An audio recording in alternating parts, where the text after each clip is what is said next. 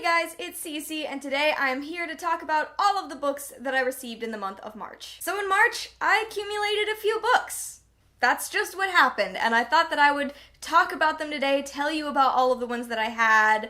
Instead of going in chronological order this month, I think I'm going to go with ones that were sent to me and then new releases. I think those are the two sections I'm going to break these into. So this is my stack of books that I'm going to talk about today. Shockingly, only one of these was a birthday gift, which is unusual for me, but just one book for my birthday. So why don't we just jump in and talk about these books? You know why you're here. Let's talk about all the books that I got in March. So starting with the books that I was sent in March, we have Daughter of the Pirate King by Tricia Levenseller. This came in the March Owl Crate box. The theme was sailors, ships, and seas, something along those lines. I will leave the link to that video up on the screen so you can go and watch me and Janelle unbox it, but I mean, it's all right there in the title. This is about a daughter of a pirate king. What this appears to be about is our main character allows herself to be captured by an enemy group of pirates because she's on a search for a particular hidden map and she believes it's on this pirate ship, so she's gonna have to go and outsmart this crew, and no one is a match for the daughter of the pirate king. That is basically what this book is about. I've been semi-interested in this book. I'm not a huge pirates in books person for some reason. Like, I love pirates, but I never feel that excited to read a book because there are pirates in it. But I think I'm gonna give this one a try. I just read A Gathering of Shadows, which I know, very, very different pirates, but I found myself really enjoying the piratey-ness of it, and so I feel like, alright, I'm gonna take a step, I'm gonna read a pirate book. So, I'm not sure when I'm gonna get to this one, but that is what this is. Also, it came with a temporary tattoo.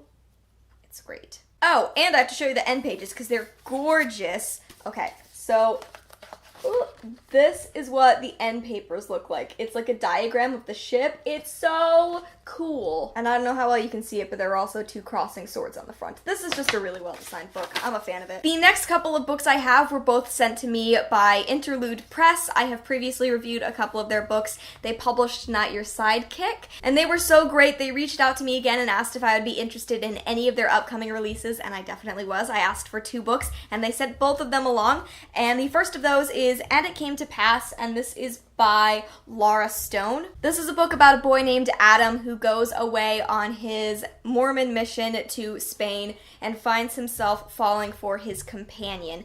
Now, the reason I was interested in this book is because I grew up as a part of the LDS church, and so I'm always interested in trying to read stuff that's about that, but it also makes me more critical of stuff about this. So the reason that I decided to go for this one is, first of all, it is about a person who is a former member of the church, so I feel like the stuff in here is going to be accurately reflective of the church and what it's like, and then also the author is bisexual, so both of those things made me really interested in seeing what this book is going to be. It's just like a very specific thing that I've wanted to read a book like this, and so here it is, and it comes out May 18th, and I will let you know what I think of it when I read it. The other book that Interlude Press sent along to me is The Seafarer's Kiss by Julia Ember. This is a retelling of The Little Mermaid. It is a bisexual retelling of The Little Mermaid with Norse elements. That's basically what I know. There are mermaids, there's bisexuality, there's ladies falling in love, and I've heard really, really great things about this so far, and I'm excited to finally read it. Hopefully in the next couple of weeks or so. I'm getting very close to reading The Seafarer's Kiss, and this one is being released on May 4th. And the next thing that I got sent is Dear Ijeawele, or A Feminist Manifesto in 15 Suggestions by Chimamanda Ngozi Adichi. So the publishers reached out. They just asked if I might want to receive one of these because I have previously talked about Chimamanda Ngozi Adichi before on my Instagram, and so I readily agreed. I actually just thought that they were sending me a tote bag. So initially they just asked if they could send along this tote bag, which I was excited about. I'm always a fan of tote bags. So it says this on one side, and then on the other it says, I matter equally, not if only, not as long as, I matter equally, full stop. I was super interested in receiving this tote bag, and then when the package arrived, the book was in here too, which is exciting because it was a book I was highly anticipating. It's teeny tiny. I don't know if you've seen my teeny tiny copy of We Should All Be Feminists, but This is a tiny bit bigger than that. I just think it'll be a nice read. I always enjoy reading Chimamanda Ngozi Adichi's stuff. I never read her long-form fiction, but I always enjoy her shorter works, so I was excited to be offered this one. And thanks so much for the publisher for sending it along. It was just kind of a freebie that they offered to send me, and that made me happy. And the last thing that I got sent this month is this copy of 13 Reasons Why by Jay Asher. This is the Netflix tie-in cover for the Netflix series that went up on March 31st. They actually sent me an entire 13 Reasons Why box. It had mainly snacks in it, like popcorn, Mike and Ike's. There was a pack of tissues in there, which I've heard is appropriate. I read this book a long time ago, and I enjoyed it when I read it, but I already have a copy. I don't need the Netflix tie-in copy, so I'm thinking I might do a giveaway of this at some point. Plus, this contains, like, images from the Netflix show. I haven't watched the Netflix show. I'm not 100% sure if I'm going to watch the Netflix show. I've heard some mixed stuff about it, but I did really appreciate this box and all of the fun stuff that was inside it, and possibly I'll do a giveaway for this at some point. Let me know if that's a thing people would be interested in. Okay, so I said I was going to get into books that were sent to me and then new releases, but I have one book that doesn't fit into either one of those categories. That book is Daisy Faye and the Miracle Man by Fannie Flagg. So this book is certainly not a new release, but it was also not sent to me. I did purchase it myself when I was on a spring break road trip.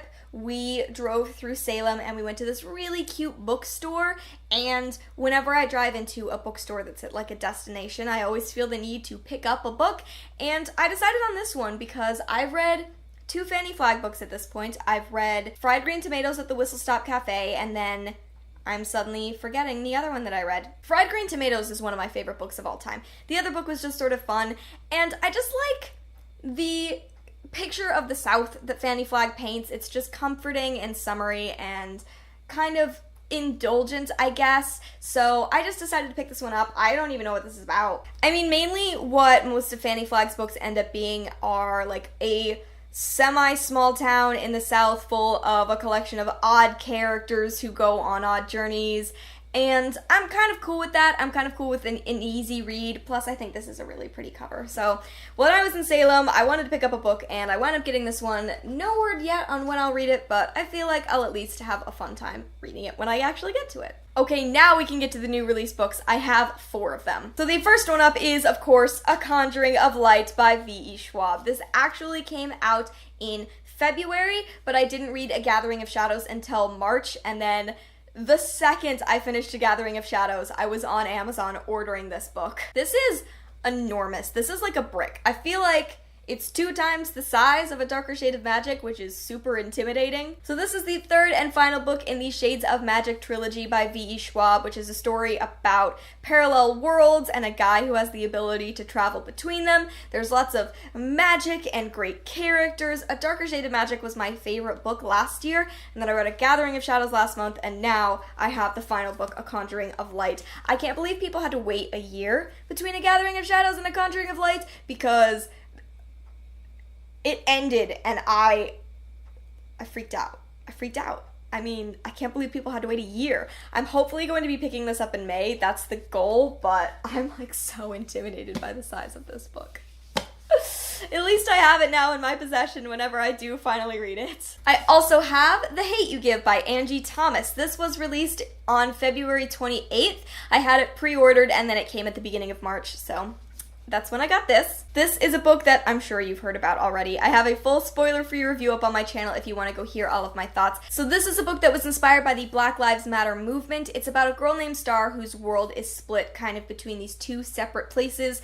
The poor, predominantly black neighborhood that she grew up in, and then the mostly white suburban prep school that she attends.